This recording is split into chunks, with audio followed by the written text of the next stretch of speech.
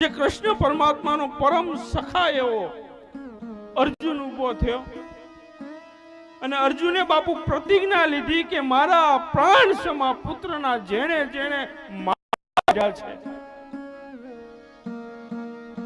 એનું માથું વાઢું પછી જ આનો અગ્નિ સંસ્કાર દેવામાં આવશે. અને કૃષ્ણને કીધું, હે ગોપાલ,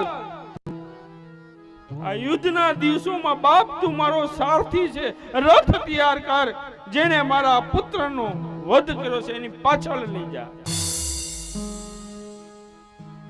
કૃષ્ણ પરમાત્મા રથ ઉપર આરૂઢ થઈ અને અશ્વસ્થામાની પાછળ જાય છે. અશ્વસ્થામા ખૂબ દૂર સુધી ભાગે છે, પણ જેનો સારથી મારો કાનુડો હોય એનાથી કેમ બચાય? અશ્વસ્થામા પકડાવા આવ્યો, એને જોયું કે રથ આવી રહ્યો છે. હમણે જાણે તૂટી જશે, સમુદ્રો હમણે આમ ઉભરાઈ જશે, નદીઓ પોતાના વેણ ચૂકી જાય એવું ભયંકર. અને આ જોઈને અર્જુન થથરી ગયો. કાનુડાએ કીધું, મુંજામાં, હે અર્જુન, તને પણ બ્રહ્માસ્ત્રનું જ્ઞાન છે, તું સામું છોડ.